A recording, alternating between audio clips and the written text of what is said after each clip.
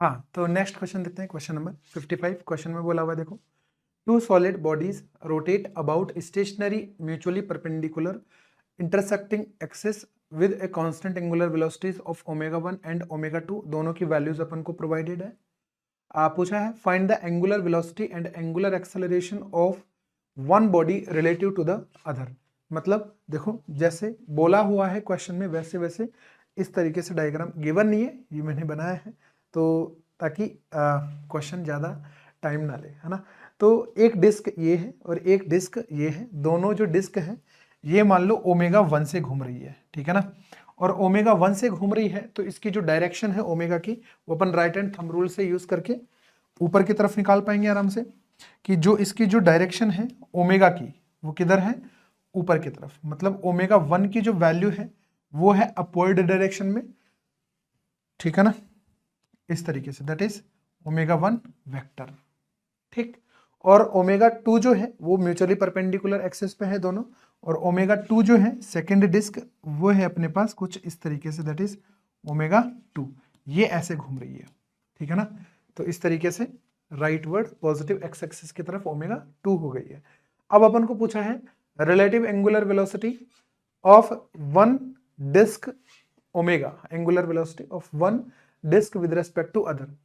तो यहां पे देखो, जब अपन ऑब्जर्वर को बैठाएंगे, लेट्स से कि मान लो कि मैं ओमेगा 1 को रेफरेंस फ्रेम में लेता हूं, है ना, मतलब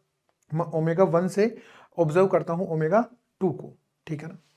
तो यहां पे अगर मैं ऑब्जर्वर बैठाऊंगा तो ऑब्जर्वर जो है वो खुद भी तो ओमेगा 1 से घूम रहा है ना, मतलब जो रेफरेंस फ्रेम है वो खुद ही घूम रही है, ठीक है।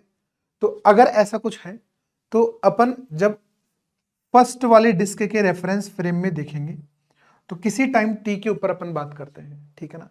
तो किसी एक टाइम टी के ऊपर जो ये रेफरेंस फ्रेम है उसमें देखो वाई एक्सिस के अबाउट घूम रही है ना ये,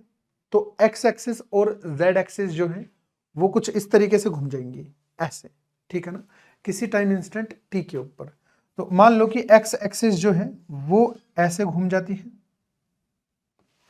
और जो जेड एक्सिस है वो घूमते हुए थोड़ी सी इधर आ जाएगी कुछ इस तरीके से। देखो ये जेड एक्सिस हो गई, जेड घूम के बन गई जेड डैश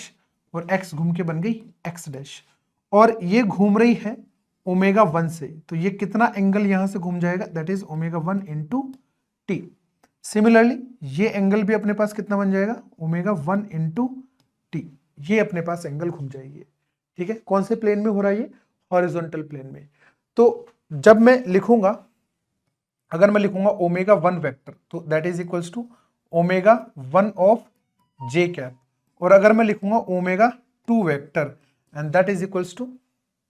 अब देखो ओमेगा 2 जो है वो किसी टाइम इंस्टेंट टी के ऊपर, पहले अगर टी इक्वल टू 0 पे देखें तो ओमेगा 2 जो है वो केवल पॉजिटिव एक्स एक्सिस में है। तो अगर मैं इनिशियल कंडीशन पे बात करता हूं या फिर मैं ग्राउंड फ्रेम के रेस्पेक्ट में बात करता हूं तो ओमेगा 2 जो है वो ओमेगा 2 ऑफ आई कैप रहेगी, है ना। लेकिन जब ये घूम रही है ना, अब मैं किसके फ्रेम में आ गया हूं, ओमेगा 1 के फ्रेम में आ गया हूं, तो ओमेगा 1 के फ्रेम में वो खुद फ्रेम ऑफ रेफरेंस ही घूम गई है। तो जो ओमेगा 2 होगा वो अपन को ओमेगा 1 के फ्रेम ऑफ रेफरेंस में लिखना पड़ेगा, ठीक है। तो वो कितना हो जाएगा अपने पास, देखो ओमेगा 2 का कंपोनेंट इस डायरेक्शन में कितना आ जाएगा, इस डायरेक्शन में अगर ओमेगा 2 का कंपोनेंट लिखूंगा तो that is equals to omega 2 of cos of omega 1t, और इस डायरेक्शन में कितना आ जाएगा, ये ऑब्वियस सी बात है कि ये 90 डिग्री है, ये ओमेगा टी है, तो ये अपने पास pi by 2 minus omega t बनेगा, तो that will be equal to omega 2 sine of omega 1t, इस तरीके से। सही है ना। तो यहां से ओमेगा 2 को मैं क्या लिख पाऊंगा, ओमेगा 2 को मैं लिख पाऊंगा omega 2 of cos of omega 1t of I cap plus omega 2 of sine of omega 1t के कैप, ये आ गया, ठीक है ना। अब मेरे को लिखना है रिलेटिव एंगुलर वेलोसिटी, ओमेगा 1 आ गया, ओमेगा 2 आ गया, तो मैं लिखूंगा omega of 2 with respect to 1, omega of 2 with respect to 1, तो that is equals to omega 2 vector minus of omega one vector, तो यहाँ पे देखो ओमेगा 2 माइनस ओमेगा 1 कितना आ जाएगा, omega 2 of cos of omega 1t I cap plus omega 2 of sine of omega 1t के cap minus of omega 1 J cap. ठीक है, अब इसका मैग्नीट्यूड अगर मेरे को लिखना है तो मैग्नीट्यूड वाइज देखो कितना आ जाएगा, that is equals to under root of i j k, तीनों अलग अलग है तो यहां पे लिखेंगे ओमेगा 2 का स्क्वायर, ये देखो cos square omega T plus sine square omega T 1 हो गया, तो ये केवल ओमेगा 2 का स्क्वायर बचेगा और यहां पे बनेगा ओमेगा 1 का स्क्वायर, और ओमेगा 1 और ओमेगा 2 दोनों की वैल्यू अपन को गिवन है, और कितनी गिवन है 3 और 4, तो ओमेगा 1 का स्क्वायर और ओमेगा 2 का स्क्वायर को यूज करते हुए that is equals to 5 radian per second, ये आ गया अपने पास। ठीक है ना, तो that is the relative angular velocity of second disk with respect to frame of reference in first disk। ठीक है ना, अब अपन को बात करनी है relative angular acceleration की। ठीक है, तो alpha of 2 with respect to 1, तो इसी को मैं डायरेक्टली क्या कर देता हूं, डिफरेंशिएट कर देता हूं, तो जैसे ही मैं इसको डिफरेंशिएट करूंगा तो alpha of 2 with respect to 1 ये अपने पास क्या बनेगा, देखो that is equals to D of omega 21 divide by dt। ठीक है, तो इसको डिफरेंशिएट करो, देखो alpha of 21 vector equal to omega 2 omega 1 cos का बनेगा माइनस साइन। ठीक है ना,